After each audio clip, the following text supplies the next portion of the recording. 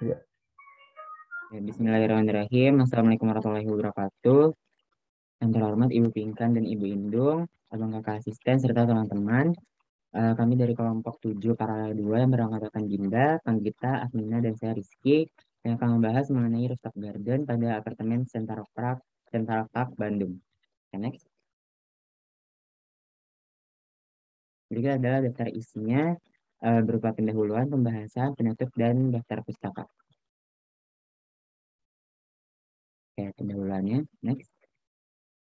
Jadi, Rooftop Garden memiliki ciri khas karena letaknya yang berada di atas bangunan. Rooftop Garden juga memiliki standar dan kualifikasinya dalam hal konstruksi, elemen hardscape dan softscape, lighting, plumbing, sirkulasi yang menyesuaikan letak dari rooftop garden itu sendiri agar tidak merusak bangunan di bawahnya. Semuanya harus diperhatikan dan direncanakan dengan baik dan benar. Next. Untuk landasan teorinya sendiri, menurut Pratama pada tahun 2006, jadi Rooftop Garden adalah pemanfaatan atap bangunan sebagai lahan untuk menerapkan teknologi mikro pertanian dalam pertanian di kawasan kota. Next. Berikut adalah permasalahan isu dan terdapat 8 isu yang akan kami bahas di slide berikutnya. Next. Oke, jadi yang pertama karakteristik tapak untuk rooftop garden. Jadi karakteristik tapak dari segi struktural sebagai persyaratan taman atap adalah sebagai berikut. Yang pertama, atap dengan sistem struktur beton tidak banyak membutuhkan perlakuan khusus, sedangkan atap dengan dak baja memerlukan perlakuan khusus untuk dijadikan taman atap. Lalu yang kedua, instalasi taman atap di atap datar atau dengan kemiringan relatif rendah umumnya akan lebih mudah daripada penerapan pada atap dengan kemiringan yang curam. Lalu yang ketiga, penerapan taman atap pada gedung yang direncanakan akan dibangun cenderung lebih mudah daripada penerapan taman atap pada gedung yang sudah terbangun. Next.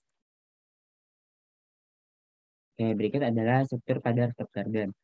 Jadi ini ada perbedaan antara struktur pada rooftop garden pada taman yang ekstensif dan juga intensif. Gitu. Jadi masing-masing terdapat tanaman, lalu media tanam, lapisan filter, media drainase, lapisan proteksi, lapisan kedap air, struktur slab atap. Jadi memang perbedaannya terlihat pada ketebalan pada media tanam, lalu media drainase, lapisan proteksi. Gitu. Jadi yang sebelah kiri merupakan taman atap intensif dan yang sebelah kanan merupakan taman atap ekstensif. Next.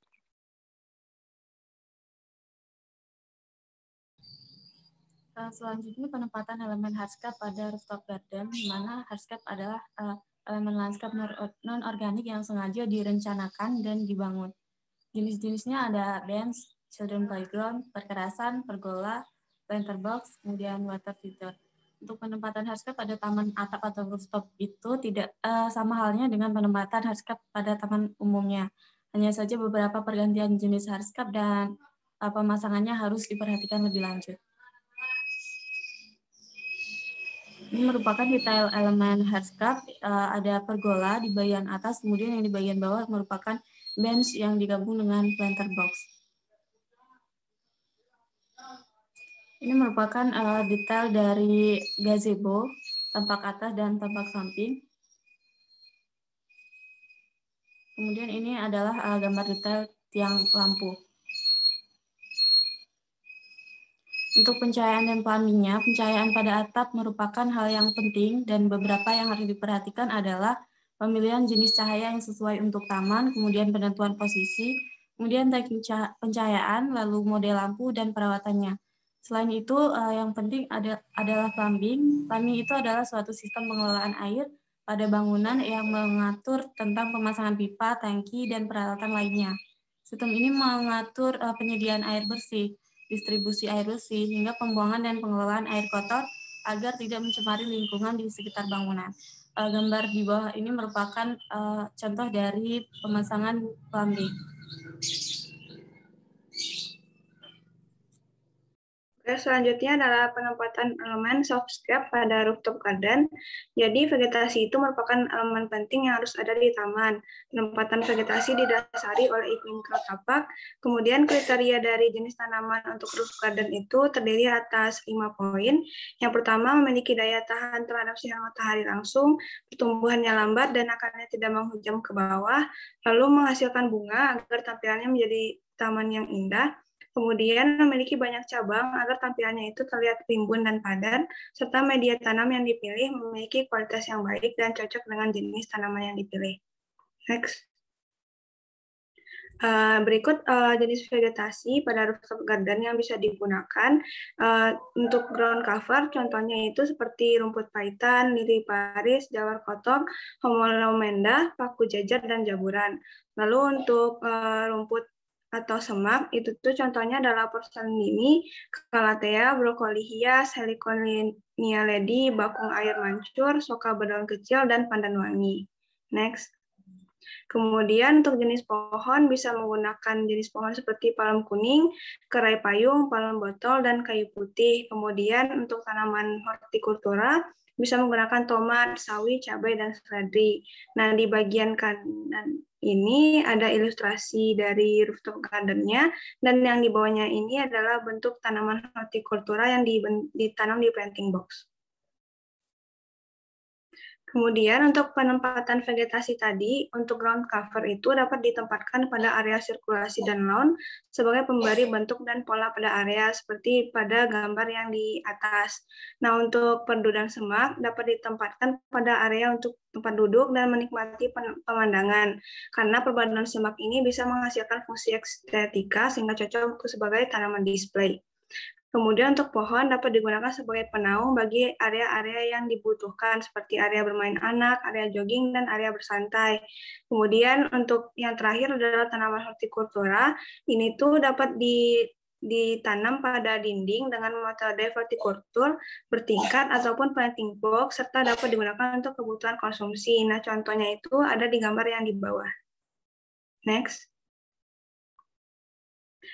Selanjutnya adalah fasilitas pada roof garden. Yang pertama adalah playground area dan lawn. Jadi menurut US Consumer Product Safety Commission, dalam Hutapea et al. 2014, terdapat penting harus dimiliki suatu playground, yaitu adalah lokasi taman bermain harus terlindungi dan memiliki iklim mikro yang nyaman, sehingga membutuhkan vegetasi penaung tadi.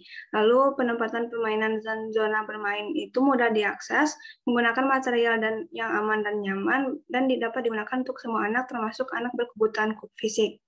Kemudian pemisahan permainannya itu bisa dilakukan dengan berdasarkan usianya dan mudah dalam pengawasan oleh orang tuanya. Lalu yang kedua adalah jogging track, karena kebutuhan olahraga juga sangat penting bagi penghuni apartemen. Jadi salah satu jenis fasilitas olahraga yang dapat dibangun itu adalah jogging track. Nah, pembuatan jogging track itu dapat menggunakan kekerasan yang berbeda dengan jalur sirkulasi sebagai pembeda dengan penempatan vegetasi peneduh di sepanjang area agar memberi kesan sejuk. Next. Lalu ada gazebo dan lounge area, jadi keduanya ini dapat memberikan kesan natural pada tapak dengan adanya tambahan fitur air sehingga tapaknya itu menjadi lebih nyaman. Kemudian dari gazebo dan lounge area ini bisa memberikan view yang optimal ke arah luar tapak. Jadi area ini juga dapat digunakan sebagai tempat berdiskusi, belajar, makan bersama, dan sebagainya. Kemudian yang keempat ada sitting dan viewing area. Jadi guna dari sitting dan viewing area ini adalah menyajikan suasana dari suatu kota sehingga diperlukan adanya viewing area yang dilengkapi dengan tempat duduk.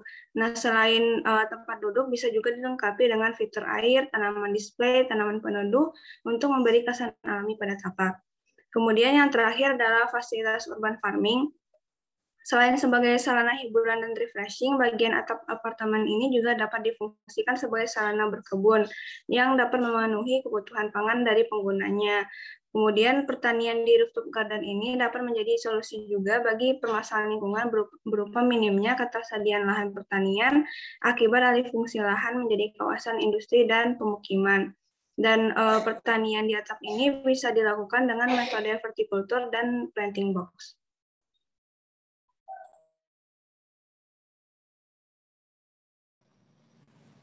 Selanjutnya adalah utilitas pada rooftop garden. Yang pertama, pada playground area atau lawn terdapat 3 jenis permainan perosotan di dalamnya. 3 jenis perosotan ini memiliki perbedaan ketinggian. Kemudian yang kedua, ada tempat duduk yang diterapkan di sekeliling playground untuk orang tua maupun anak-anak yang ingin duduk di sekitar playground area. Kemudian tipe perkerasan yang digunakan pada area ini adalah pasir pantai anak-anak. Maka untuk jalur ini adalah karet sintesis gazebo atau area pada plaza. Elemen yang dimanfaatkan sebagai pembentuk ambience tersebut adalah plaza tersebut, vegetasi penduduk, vegetasi display, dan view langsung ke arah luar tapak. Kemudian pada sitting dan viewing area yang berada di sekitar gazebo, elemen yang dimanfaatkan sebagai ambience tersebut adalah fitur air, vegetasi pendukung, vegetasi display, dan view langsung ke arah luar tapak. Oke, selanjutnya ada sirkulasi pada rooftop garden Bandung Central Park. Yang pertama itu terdapat 4 akses masuk ke dalam rooftop garden. Yang pertama itu ada pintu apartemen tower 1, pintu apartemen tower 2, dan ada 2 tangga yang terhubung dengan teras apartemen tower 2 di lantai 8. Berikut ada pemetaan arus masuknya, akses masuk, dan bad view, good view-nya.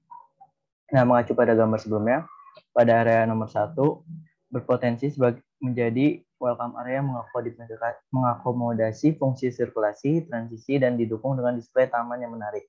Pada area nomor 2, akses masuk tanda darurat sebagai jalur evakuasi yang perlu adanya jalur sirkulasi untuk mengakses pintu masuk tangga darurat tersebut. Pada area nomor 8, area tengah tapak dan cukup luas berpotensi menjadi node atau pusat aktivitas sehingga dapat didesain sebagai area publik yang mengakomodasi aktivitas aktif dan pasif. Dengan ketersediaan fasilitas penunjang seperti playground outdoor, lounge area, plaza, sitting, dan viewing area, serta penggunaan vegetasi penduduk untuk meningkatkan kenyamanan pengguna tapak. Selanjutnya ada konsep sirkulasi. Nah, konsep sirkulasi yang digunakan adalah networking web. Networking web merupakan jejaring komunikasi yang menghubungkan antara satu individu atau grup dengan individu atau grup lainnya. Desain bentuk dan pola sirkulasi disesuaikan dengan konsep desain utama, yaitu dengan mengkomunikasikan bentuk curve sehingga menimbulkan kesan alami sebagai penghubung antar node. Material yang digunakan adalah precast terrazzo sikat atau terrazzo tiles dengan dimensi 50 x 50 cm dan ketebalan 1,5 inch. Material terrazzo dapat mengantisipasi kerusakan yang ditimbulkan dari intensitas hujan sehingga mampu mendukung desain yang berkualitas. Nah, ini ada contoh gambar dari precast terrazzo sikatnya. Selanjutnya ada rencana blok, itu terlihat jalur sirkulasinya yang berbentuk garis putus-putus dan akses masuknya. Lalu ada zona dan vegetasi plannya. Lalu selanjutnya ada desain rooftop garden di perkotaan. Nah, ini contoh dari desain rooftop dari Garden Bandung Central Park. Nah, konsep dasar yang diterapkan pada perencanaan tapan atap pada tapak lantai 7 apartemen Bandung adalah connection roof garden. Konsep connection ditekankan pada fungsi taman atap dalam mengakomodasi aktivitas outdoor bagi penghuni apartemen Bandung Central Park. Aplikasi jogging track, playground area, lawn, dan lounge area dapat mengakomodasi aktivitas aktif. Selain itu, aplikasi sitting dan viewing area dapat mengakomodasi aktivitas pasif. Nah, ini peta konsep dasarnya. Lalu ada konsep desain. Konsep desain yang diterapkan pada taman atap ini adalah Wi-Fi connection. Wi-Fi connection merupakan konsep desain yang mengambil beberapa bentukan dari logo Wi-Fi connection sebagai elemen pembentuk desain utama. Konsep Wi-Fi connection disesuaikan dengan konteks connection pada konsep dasar. Bentukan logo Wi-Fi connection yang digunakan adalah lengkungan atap roof dan lingkaran atau circle. Nah, ini ada konsep desainnya. Lalu ini site plan dari apartemen Bandung Central Park. Terlihat satuan yang sudah jadi, lalu ini secara perspektif keseluruhan. Lalu untuk referensi lain ada roof type scenarios in Hong Kong. Itu ada pertama itu ada Sky Garden, Sky Garden jadi ini Sky Garden yang ditemukan di bangunan tinggi yang memiliki beberapa faktor unik. Lalu ada Podium Garden and Conventional Roof Garden. Nah, ini podium ini biasanya 2-5 ketinggiannya, dan generally well for functional open space. Lalu ada existing dan low maintenance building. Nah, kemudian penutup, pembangunan rooftop garden merupakan upaya pengembangan RTH pada bangunan vertikal dalam wilayah perkotaan dapat dilakukan dengan menerapkan RTH private yang memanfaatkan ruang terbuka non hijau seperti atap dan teras-teras bangunannya sebagai taman atap. Nah, analisis fisik, biofisik, sosial, dan struktur menghasilkan gambaran potensi dan kendala yang di landasan pemilihan tipe taman atap dan konsep desain taman atap pada tapak. Nah, berikut ada daftar pustaka yang kami gunakan. Terima kasih atas perhatiannya. Kurang lebihnya mohon maaf. Wassalamualaikum warahmatullahi wabarakatuh.